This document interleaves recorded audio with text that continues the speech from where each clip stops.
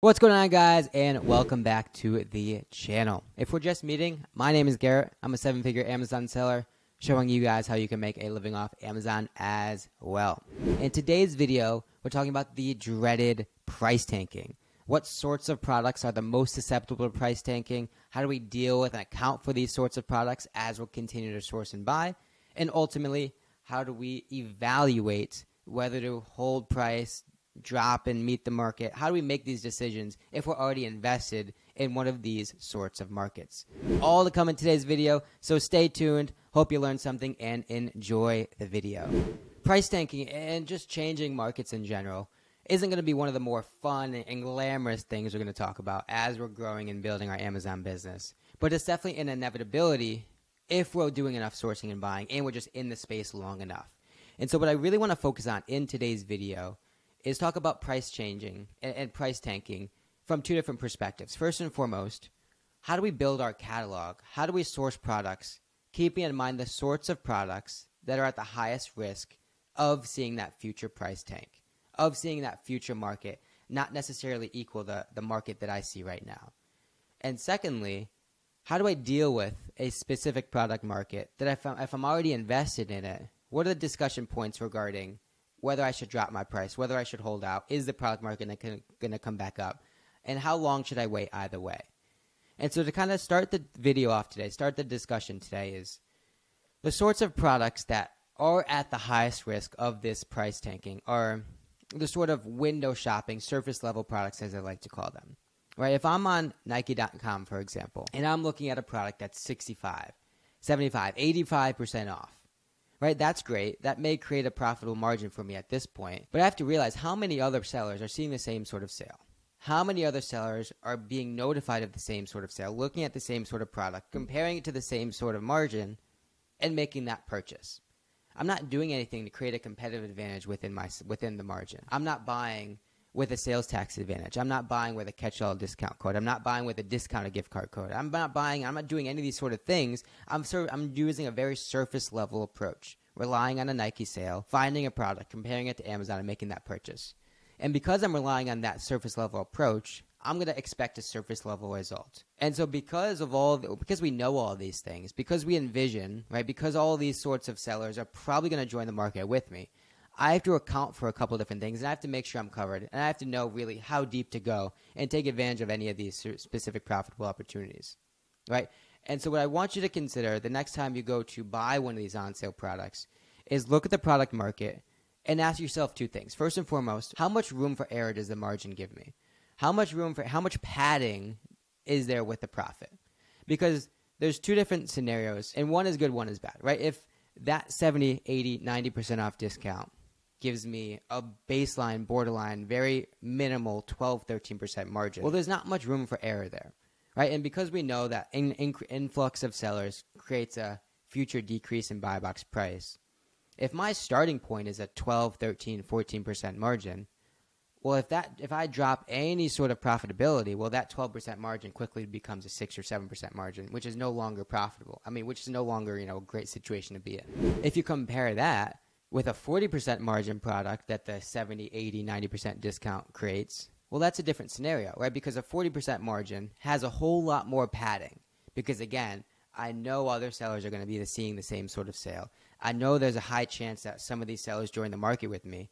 And I know the increase in offers is going to create a decrease in price because more repricers are competing against each other.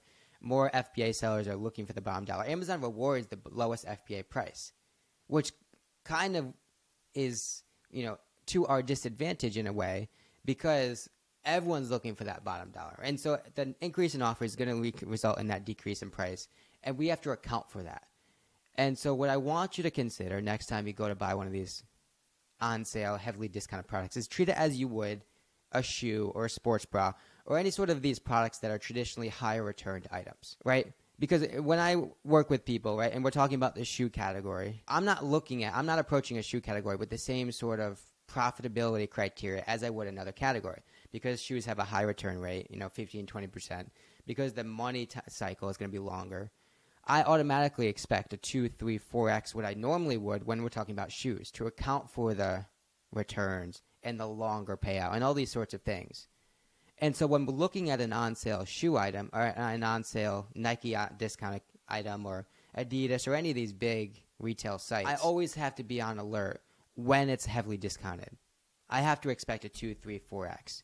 That's going to really protect ourselves, hedge our bet, and make sure that the decrease in profit, I can account for it. I'm still going to win in the long term, right? There's nothing wrong with buying these discounted products. There's profit there, but I definitely have to be aware of the potential for the decrease in profit. And so as we move forward, as we operate our business, again, naturally some of our products are going to kind of go through these life cycles. Products aren't going to last forever.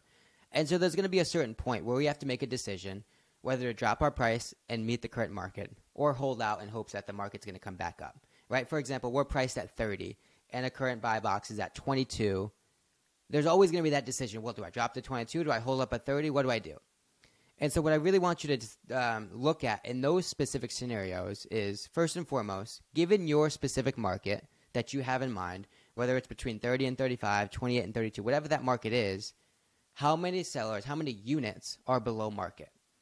Right? For example, if a product sells 1,000 times, right, and you have, call it 100 units in stock, and you're priced at 30, and the current market's $18 or $20, significantly below where you're at, I want you to look at how many units are at that low market. Because there's a difference, 600 units below market in that same product that moves 1,000 times, and 5 units. Right? That's going to be an indication of potentially how long that decreased market, that tanked market is going to last.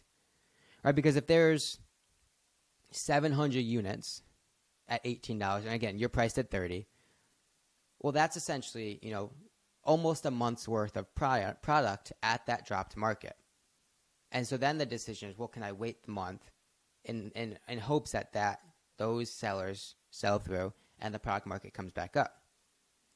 In the other scenario that we talked about, if there's, a couple units at that dropped market in the same product that sells 1,000 times, well, that's motivation, that's encouragement that, okay, well, maybe the product market, maybe the dropped market won't last as long. And so first and foremost, look at how many units are below market and compare that to how many units sell per month. That's going to give you an indication. That's going to give you an estimate in terms of how long that dropped market may last, how long that tanked price may last. And secondly, kind of look inward and say, well, how much am I invested in that specific product? If my business is worth $10,000 and I have $5,000 tied up in a product that's now tanked, well, that's half my business. Half my business is now tied up, not doing anything, not making me money, and not really growing. And so because half my business is invested there, well, that's motivation to drop product, drop price, liquidate, get everything I can out of that current market so I can turn that around and put it into something more profitable because I'm always sourcing, I'm always finding new opportunities. Right, but if my business is worth $100,000 and I have, $5,000 tied up in a product that's tanked, well, I have a lot more going on. I have a lot more product that's selling. I have a lot more business, a lot more capital to build with, things, et cetera, et cetera. And so because that specific product's only worth, in this example, 5% of my overall business, well, I can probably withstand a little bit more holding out.